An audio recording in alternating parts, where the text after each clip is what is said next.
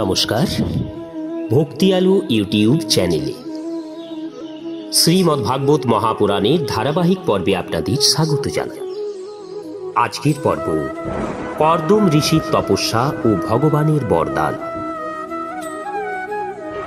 শ্রীমদ্ভাগবত মহাপুরাণের ধারাবাহিক পর্বগুলি শ্রবণ করার জন্য চ্যানেলে যারা নতুন তাদের অনুরোধ জানাবো চ্যানেলটি সাবস্ক্রাইব করে শ্রীমদ্ভাগবত মহাপুরাণের ধারাবাহিক পর্বগুলি শ্রবণ করুন। আসুন আজকের পর্ব শুরু করি কর্দম ঋষির তপস্যা ও ভগবানের বরদান। বিদুর জিজ্ঞাসা করলেন, হে মৈত্রেয়, স্বয়ম্ভুব মনুর বংশ সাধুজনের কাছে অতি আদরণীয়। এই বংশে দাম্পত্য ধর্ম অনুসারে প্রজাবৃদ্ধি হয়েছিল।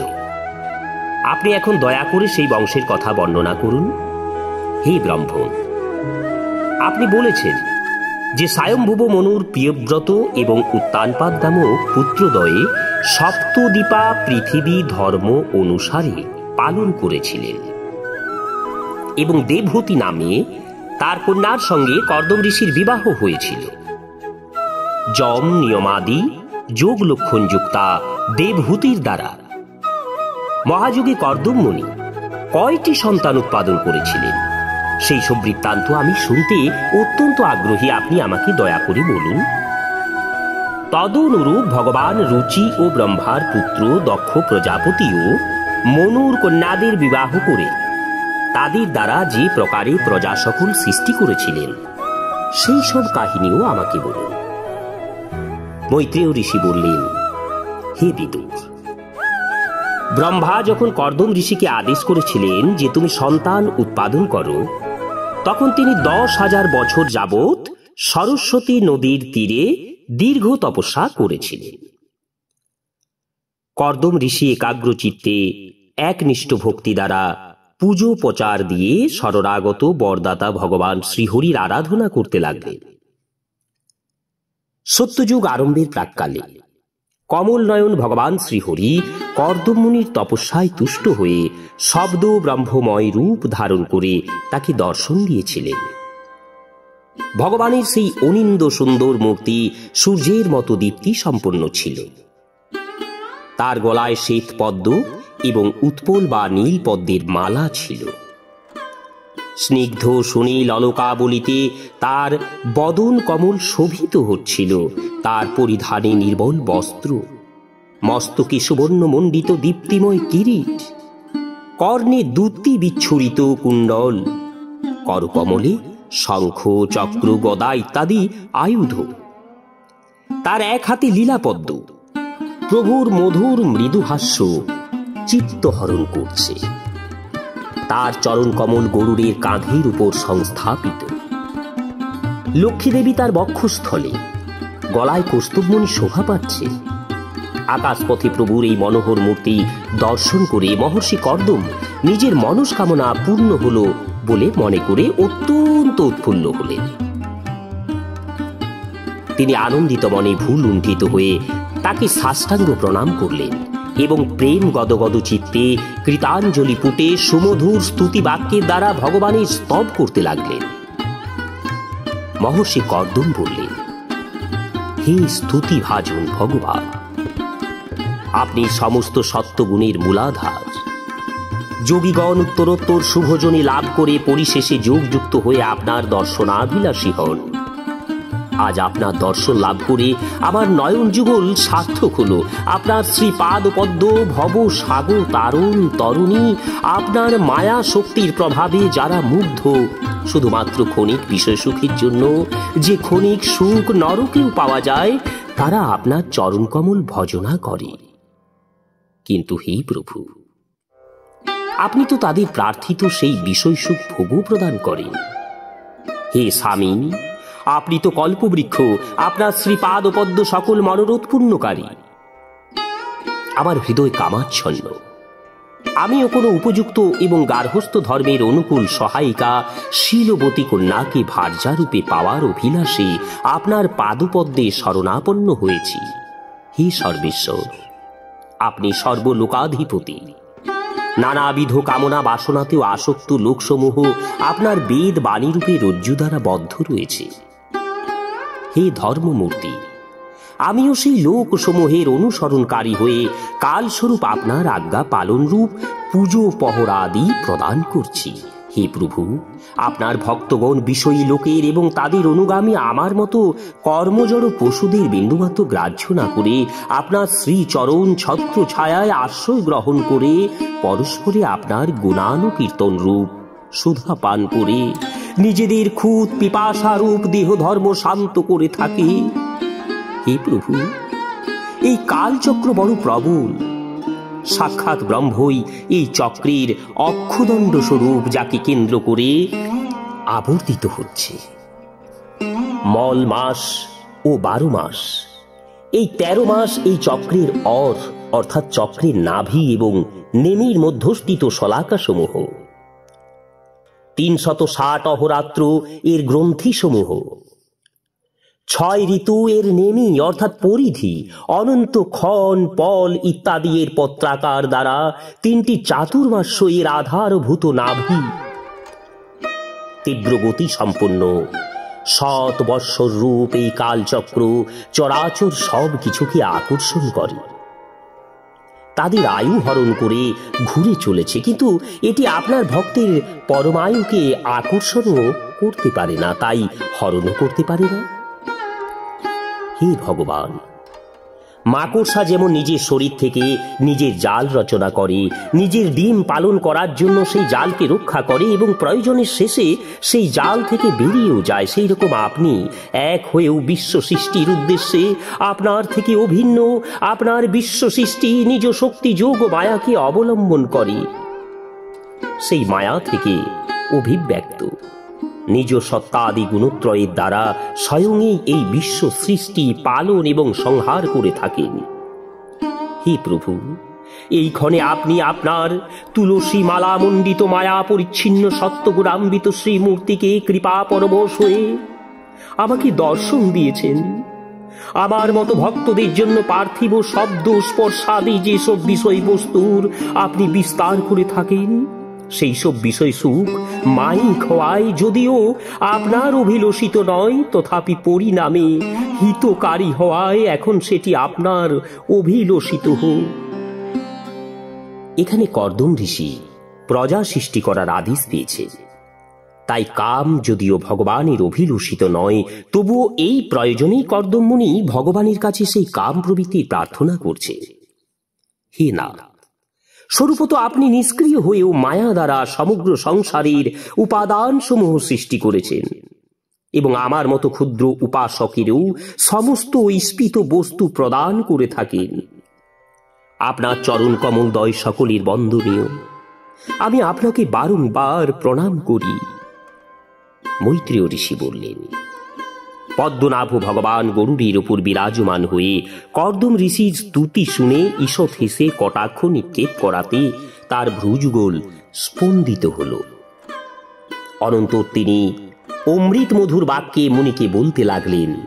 ভগবান বললেন, হে কর্দম, তুমি যে জন্য আত্মসংযম পূর্বক আমার আরাধনা করছো, তোমার সেই মনোবাসনা জেনে আমি আগে থেকেই তার ব্যবস্থা করে রেখেছি। হে প্রজাপতি, আমার আরাধনা কখনো বিফল হয় না। তার উপর তোমার মতো যারা একাগ্র চিত্তে নিরন্তর আমার আরাধনা করে, তাদের আরো বেশি ফল লাভ হয়। বিখ্যাত কীর্তি সম্রাট স্বয়ংভূ মনু ব্রহ্মাবর্ত দেশে বাস করে সপ্তসাগর বেষ্টি তার সমগ্র পৃথিবী শাসন করছে। হে বিপ্রবর, সেই ধর্মজ্ঞ রাজর্ষি সম্রাট মনু তার মহিষী শতরূপাকে নিয়ে তোমার সাথে দেখা করার উদ্দেশ্যে আগামী পরশু তোমার এখানে আসবে। তার একটি রূপ যৌবন সম্পন্না, সুশীলা এবং সদ্গুণান্বিতা কৃষ্ণলোচনা বিবাহযোগ্যা কন্যা আছে। হে প্রজাপতি, তুমি সর্বতোভাবে তার উপযুক্ত, তাই তিনি তোমার হাতে সেই কন্যা সম্প্রদান করবেন। হে ব্রহ্মণ, বহু বৎসর যাবৎ যে ভার্যার জন্য তোমার মন সমাহিত রয়েছে, এবার শীঘ্রই সেই রাজকন্যা তোমার পত্নী হয়ে অবশ্যই তোমার এই মনোবাসনা পূর্ণ করে তোমাকে উপযুক্ত সেবা করবে। তোমার বীর্য গর্ভে ধারণ করে সে 9টি কন্যার জন্ম দেবে এবং তারপরে তোমার সেই কন্যাদের দ্বারা লোকরীতি অনুসারে মরীচি প্রভৃতি ঋষিগণ পুত্র উৎপাদন করবে। তুমিও আমার আজ্ঞানুযায়ী কর্ম সকল সম্যকভাবে অনুষ্ঠান করে শুদ্ধ সত্যময় চিত্ত হয়ে সকল কর্মফল আমাতে অর্পণ করো, আমাকেই লাভ করবে। সর্বজীবে দয়া করে তুমি আত্মজ্ঞান লাভ করবে এবং সকলকে অভয় দান করে তোমার নিজের সাথে সম্পূর্ণ জগৎ আমার মধ্যে এবং আমাকে তোমার মধ্যে স্থিত দেখবে। হে মহামুনি, আমিও নিজ অংশ কলারূপে তোমার বীর্যবিন্দুতে তোমার পত্নী দেবভূতির গর্ভে অবতীর্ণ হয়ে তত্ত্ব সংহিতা অর্থাৎ সাংখ্য শাস্ত্র প্রণয়ন করব। মৈত্রেয় ঋষি বললেন, হে বিদুর, কর্দম ঋষিকে এই বলে ইন্দ্রিয় সমূহ অন্তর্মুখ হলে তবেই তার উপলব্ধি ঘটে। সেই ভগবান শ্রীহরি সরস্বতী নদী পরিবেষ্টিত বিন্দু সরোবর তীর্থে, যেখানে কর্দম ঋষি তপস্যা করছিলেন, সেখান থেকে নিজ ধামে গমন করলেন। সমস্ত সিদ্ধেশ্বরগণেই ভগবানের সিদ্ধ মার্গের অর্থাৎ বৈকুণ্ঠ মার্গের প্রশংসা করেন। কর্দম ঋষির সমক্ষেই তিনি নিজ লোকে গমন করলেন।